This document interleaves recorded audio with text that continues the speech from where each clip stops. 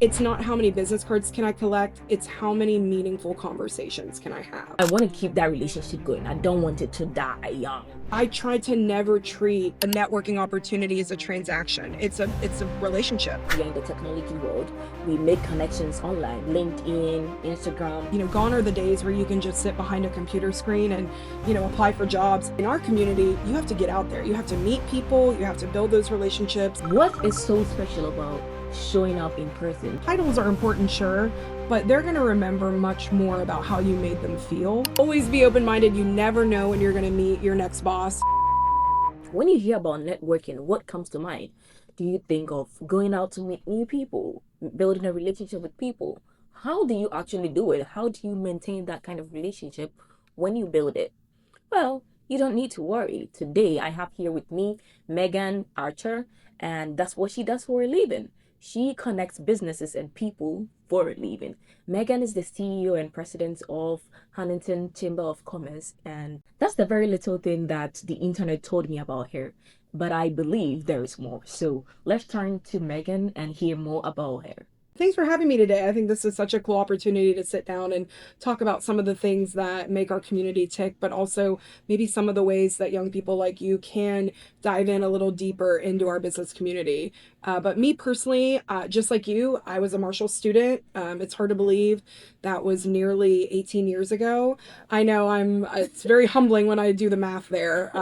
But just like you, I graduated from Marshall and I decided that I wanted to start pursuing some big dreams. So I immediately looked for work, fortunately was able to find a job at my alma mater at Marshall and was able to stick around here and work for 8 years. I left as an assistant director of communications, went to the Department of Education for the state, worked at the Capitol for a little bit, loved the job, loved the people, did not love that commute. And so ended up coming back here, worked for our local health network for a while. And now, as you said, I'm fortunate to serve as the president and CEO of the Huntington Regional Chamber. So it's been a whirlwind. I've gotten a lot of diverse experiences, but I really do credit my time at Marshall and just the things and people I was exposed to, that allowed me to be where I'm at right now in my career.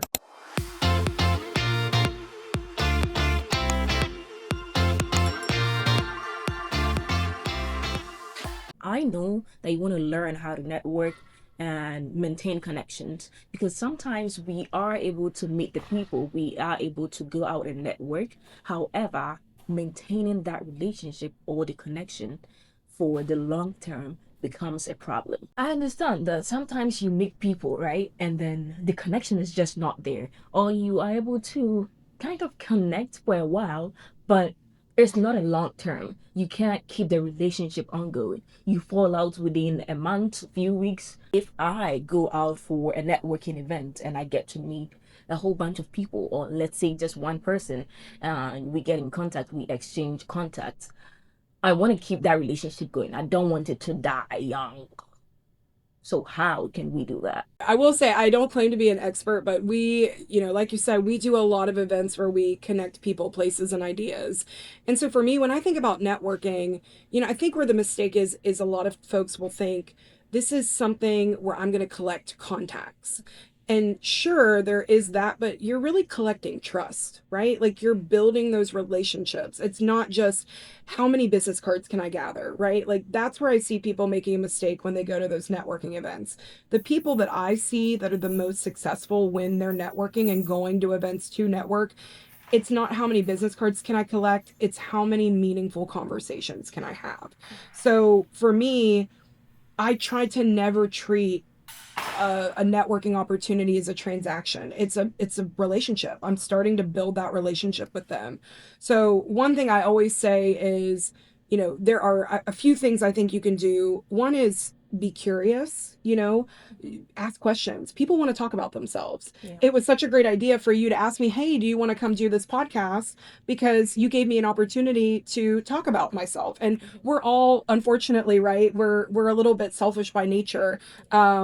But on that same note, when you're asking questions, really listen. Like if you're really curious, really engage in what they're saying. for me, I'm going to be more likely to remember you if you remember my name. If you come up to me and say, "Hey Megan, I met you at so and so. Remember me? I'd asked you about this," and reconnecting with me and using the personal name. And I think too, when we talk about networking, it's, add value before you ask for anything. So for these young entrepreneurs or young students who are looking for jobs, instead of coming up and saying, "Hey, I need a job. Do you have any jobs?" Mhm. It's, what are the problems in your work right now that you need help solving?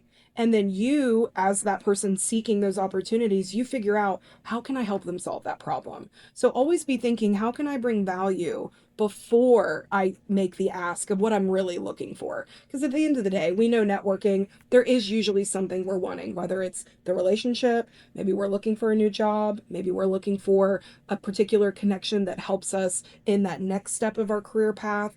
But I think if you think of those things, stay curious, listen, and bring value before you make the ask, you're much more likely to cultivate a relationship that ends up being meaningful for both parties. As you mentioned that, it just takes me back to whenever my class came to your office, and I remember talking about the fact that I was looking for a job, that I was about to graduate, I was job hunting, and then you asked, what am I looking for? I know for a fact that I want to be in PR and marketing. And when you said that, when you asked me what kind of marketing, is it digital marketing? I was confused at the time and didn't know exactly what to say when you asked me. Or even after that, I thought about it. I'm like, what do I want? Right. And that tells me that you need to be specific. So if you're going for a networking event purposely for the fact that you want to build connections that can help you in your career growth because you're looking for a job, whatever you're looking for, you need to know specifically what you're looking for. So you use the right words so that when you build that connection, they are able to help you in the right way. That's such a good point. And I think in networking that holds true as well. Don't go into an event or go into an opportunity without a clear understanding of what it is you're bringing to the table, but also what is your ask. Like, if there are going to be opportunities where you can make that ask in an organic, genuine way, practice that, right? Like, kind of go over, how can I bridge this conversation gap if I want to meet them, but I don't want to jump right into the ask? How can I start to, cultivate that conversation without, being too forward, or feeling like I'm stepping on toes or whatever. You do it beautifully though. And I think there has to be a sense of boldness too. Gone are the days where you can just sit behind a computer screen and, apply for jobs. Yes, there is still that, but in our community, you have to get out there. You have to meet people, you have to build those relationships, because that is when you really start to see the results. As we are just talking about being behind your computer and applying for jobs, we all know that now we are in the technology world. We make connections online, LinkedIn, Instagram, social media, wherever. As I mentioned earlier, I follow you on LinkedIn, and you probably don't even know that I follow you there. And this social media allows us to send DMs, message ourselves from time to time. And that is to say that we can build those connections online, all right? So what is so special about showing up in person, being able to be in person or physically showing up to have that in person conversation to build that kind of connection or network? I think for me, if you really want to be memorable, obviously having a strong online presence is important. You have to have that. But in this community, and really most communities, no one's titles are important, sure, but they're going to remember much more about how you made them feel than what your title is, or what you do for work. I mean, people want to make those authentic, genuine relationships. So for me, I would say that sometimes the most memorable people aren't the people that are the loudest in the room. It's going to be the people who are most genuinely interested in others. So like you said, I meet hundreds of people every year, probably thousands at this point, which is crazy to think about. But the people that I remember the most are the people who ask the most thoughtful questions, who follow up afterwards. If you're going to make an ask of me, or you're going to ask me something, follow up after that. Like, close the loop, send me a LinkedIn message, shoot me a text, write me an email.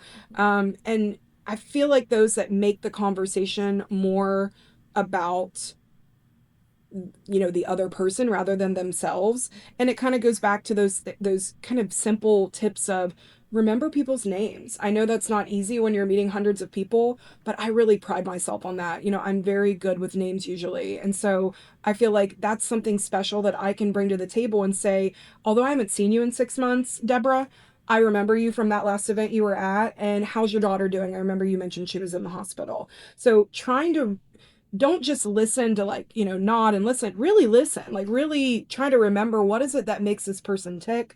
Who is their family? Who are their friends? What is their workplace? Try to remember one little thing so that when you do see them again, it feels more genuine. Like, hey, how are you doing after that? I heard you got a new job. Like those types of things that just make you stand out because it's obvious that you care and that you're interested and you're invested. Asking those great questions, following up, those are all things that are going to be useful because truthfully, if you remember nothing else from this interview today, I think your reputation enters the room before you do. So how do you build that reputation? It's through those types of relation building tactics. I mean, like I said, remembering someone's name, asking them genuine questions, actually wanting to hear the answers. It's pretty simple when you think about it. But do people strategically think about networking in that way? I don't think so. I think we need to kind of shift the gears here and really think of it as this is a strategy when it comes to how you communicate, how you get good jobs. I mean, it's something that it's taken for granted, I think, as far as when we go to a networking event. Because of course we have the people that show up for a business after hours and they're just there for the free beer and wine, or something like that. And there's a place for that as well. But I'm hoping that they're also there to build relationships. That's sort of the whole point.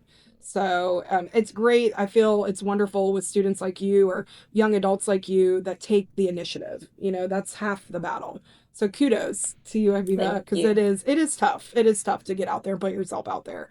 I want to tell you this. Back in Ghana, we have something called item 13. Usually in schools, when they organize events, they give out lunch or free food, which is what we term as item 13. And most students go for item 13 and not the actual event. And that brings me to my next question. Few weeks ago, I was scrolling on Instagram and I chanced by this video, and the person in the video was educating the audience about networking. And the person also stated exactly what he said, that you should ask them about themselves because people like to talk about themselves.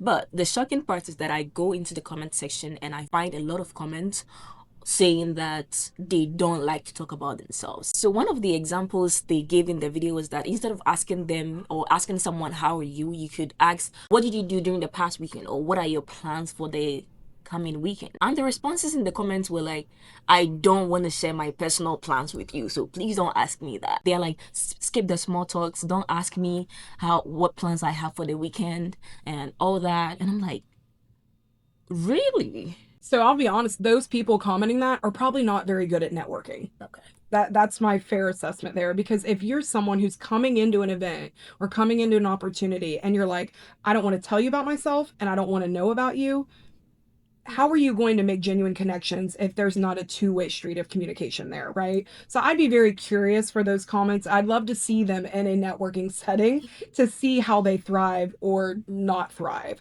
because truthfully, you've got to have a give and pull there, or a give and take when you are in a networking setting. And if you get a sense that someone is hesitant to share, then that's when you offer up your own information. If you ask, hey, do you have any fun summer vacation plans? That's always one I like to start with, especially this time of year. And if they're acting like elusive or mysterious, say, well, you know what I've got planned? I'm going camping this summer and we're going to bring our kids and we're going to go fishing and, whatever that is, then you start the conversation in hopes that they will pick up what you're putting down and that they're going to follow your lead. Because sometimes as leaders, we have to be the ones that set the standard as to how this relationship is going to be built. Because I do think when you think about relationships, they're not really built in specific moments or one singular moment. It's a maintenance thing. Like, you've got to continue to build that relationship. You've got to continue to make those connections because, like you said early on, sometimes they just disappear. Like, sometimes you never hear from them again. But the question is, what did you do on your end to keep that connection going? Did you come to their events? Did you reach out to them in a phone call or an email? I think the best networkers and the best business leaders stay visible without being annoying, but they're visible. They're still connecting. They're still putting themselves out there. So I would disagree politely, respectfully with those comments because I just don't think that's going to serve them well in the long run. And I would say, too, it's tough in this world where we've become so reliant on technology that that's how people are comfortable communicating now, when that's really not how genuine connection is built. When you have that urge to stand in the corner, you want to stay quiet, you don't want to engage, then there probably are some bigger issues there as far as your readiness to enter the workforce or your readiness to be an engaged member of the professional community.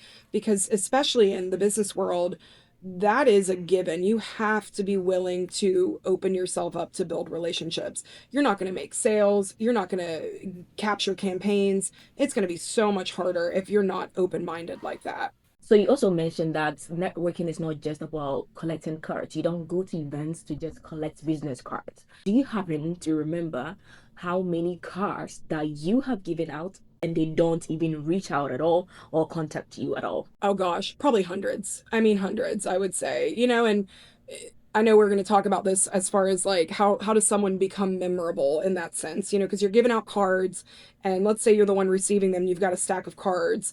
It's like, gosh, I wish I could remember what we talked about, or I wish I could remember what was it that they even gave me their card for, right?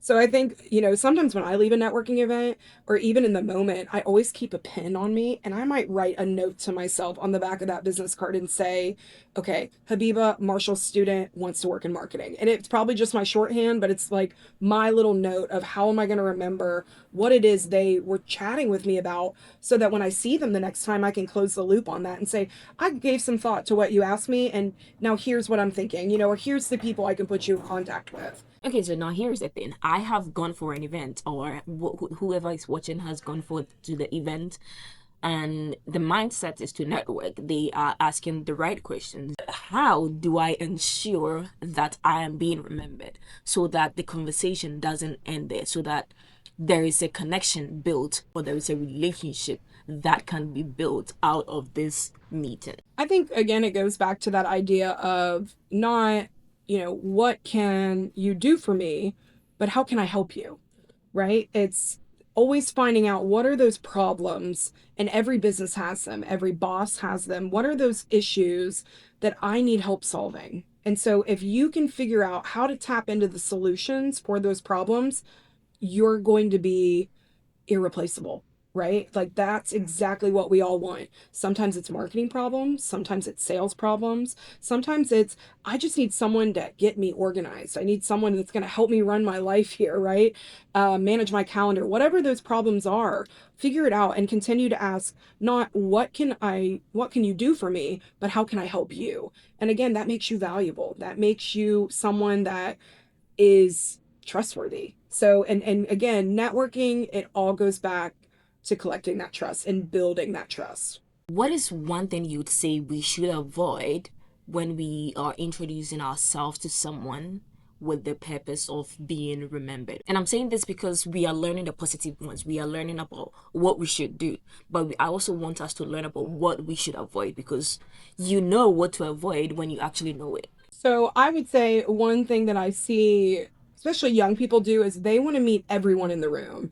And try to avoid that, because truthfully, you just want to meet a few people and make it a really great connection, right? So when you're coming and you're introducing yourself, don't feel like you've got to do this like really quick elevator pitch with every single person in the room. One, that's not feasible, and two, you're going to need a lozenge after because you're going to be so worn out from talking to that many people. I think the goal isn't to become known by everyone, it's to become known by the right people. So maybe that's just two or three in the room that you connect with during that particular opportunity or that event.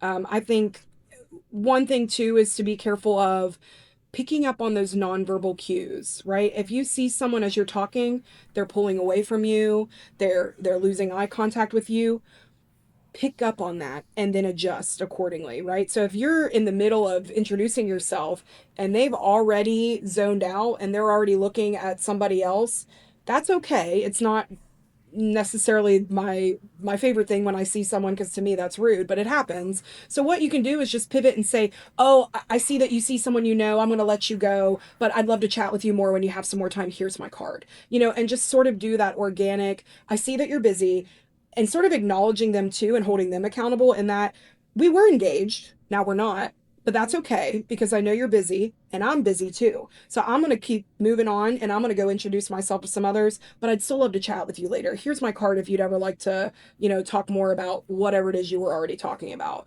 I think just always being flexible in those moments is going to serve you well for sure. So basically, not forcing a conversation. Don't force yourself to be known when clearly you're not wanting to be known. That is interesting. So let's talk about turning a connection into a relationship. So last year I got the opportunity to attend Forbes Under 30 and I happened to meet a lot of people, but there is no relationship formed. I didn't go with the aim of meeting a bunch of people. I had the right mindset. I actually met a lot of people that I thought could pour into me and people that I thought I could pour into. However, after the event, that was the end of the story.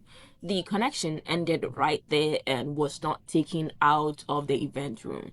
So, how do you build a relationship after meeting the person at that event that you go to network? I think it goes back to that visibility and the follow up, right? I think, and it is tough to proximity wise if they're not local, where you could see them at a business after hours event or a dinner or whatever. That does make it more challenging. But it goes back to how are you bringing value to that relationship? And maybe it's something simple like, "Hey, I saw you got a promotion and I just wanted to say congratulations." Or maybe it's, "I saw this article, this research article, and I know that this is what you do for work. So I thought I'd just share this." Because you're not asking for anything in those moments. If anything, you're acknowledging their expertise and their skill set. So I think sending some sort of either, congratulations on this or, "Hey, I saw this event, wanted to see if you wanted to go. It's been a while since we've touched base." Just continuing to keep those lines of communication open. And if they ghost you and continue to not engage and pour into you like you're hoping, then maybe those aren't the right people anyway, right? I think sometimes we just have to cut our losses with relationships and realize maybe they're not going to be able to serve me well and I'm not going to be able to serve them well either. Maybe this relationship is one that I need to put on pause and I need to pour into somebody else or another potential connection because they are willing to be my mentor or serve, give me the opportunity to grow as a professional. So it's tough. And I believe me, I've had that too, especially when I was younger starting out. You think, you've got something special there or that you've cultivated a good relationship. And then sometimes I always remind myself it's not personal.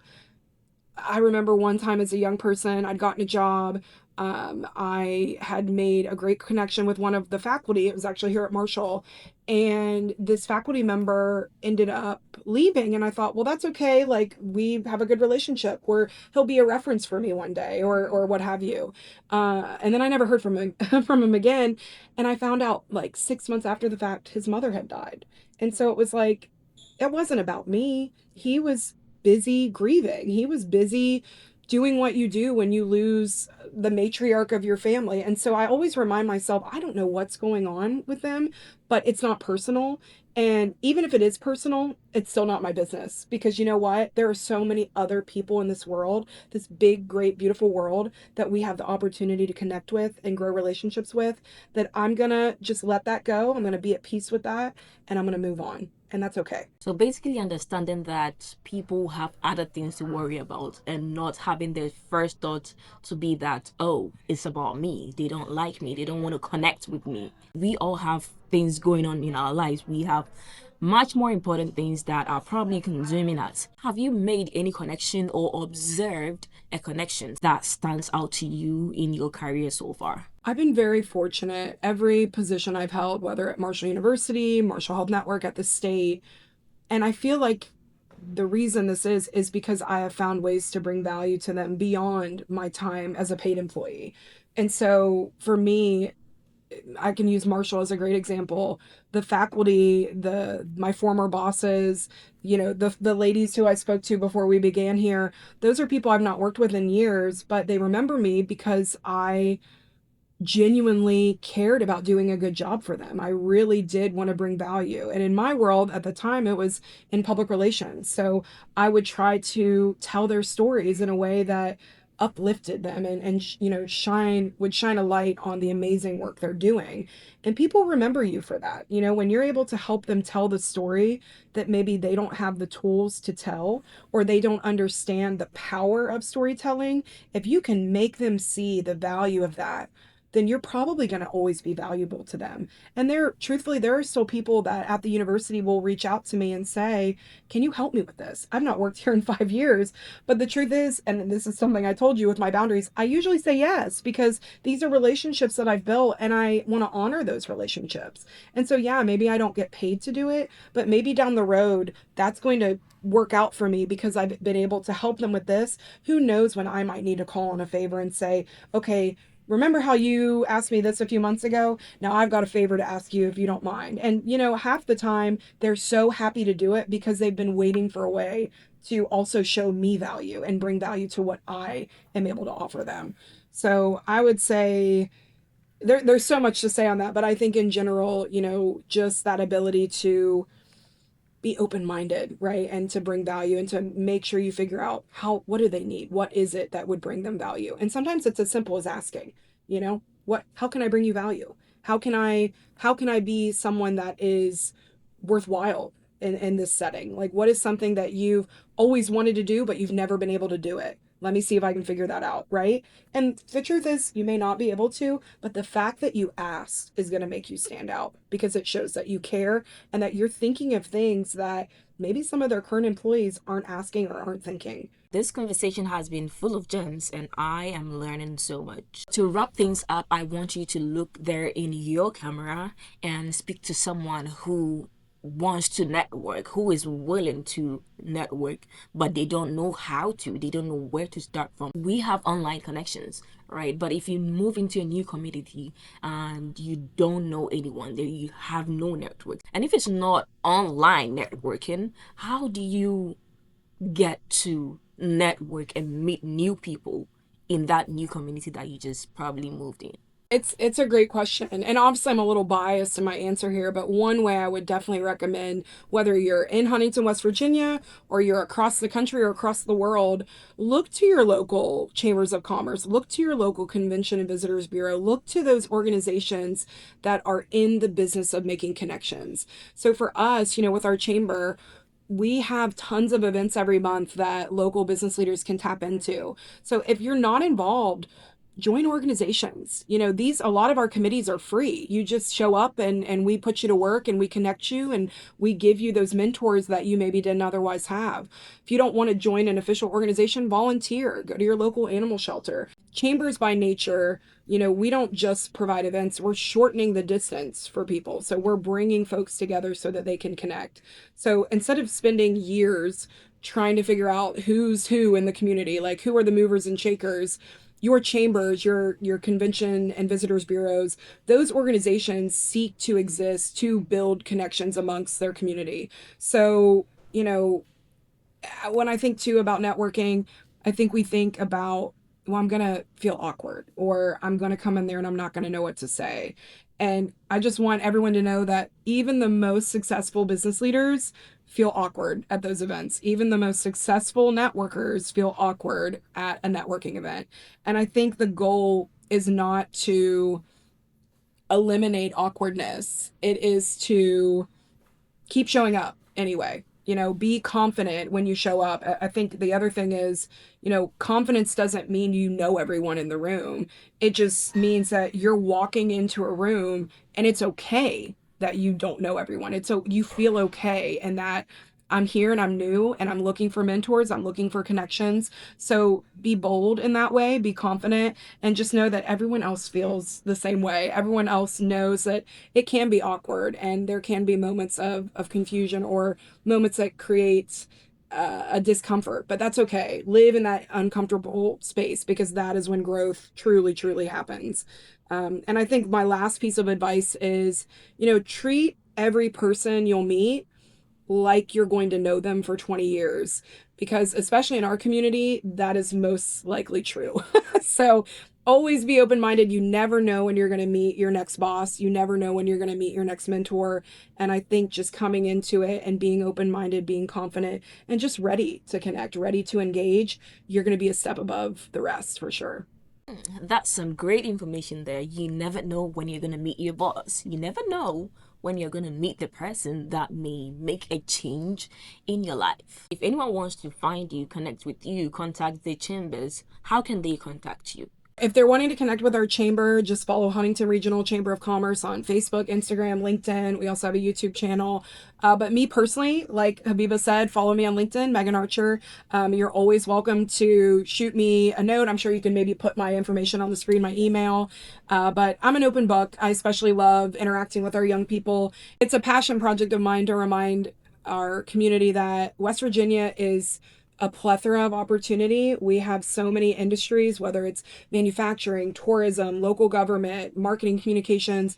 There is the gamut of things that you can do here. And so I really hope that our young people start to see the opportunity that's here.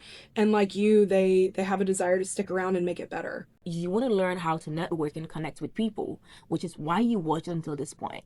That means you want to add more value to yourself. And this is your sign to get out there and do the things that you know that you have to do. Because one thing I can tell you for a fact is that if you are waiting to be ready or feel confident to take a step or to start whatever it is, then you're probably going to be waiting forever. Because that time it's probably never going to come. You have to just do it anyway. There is no waiting for the right time. You have to create your own right time. So I'll tell you, it is now or never. And remember that your voice is your power. See you soon.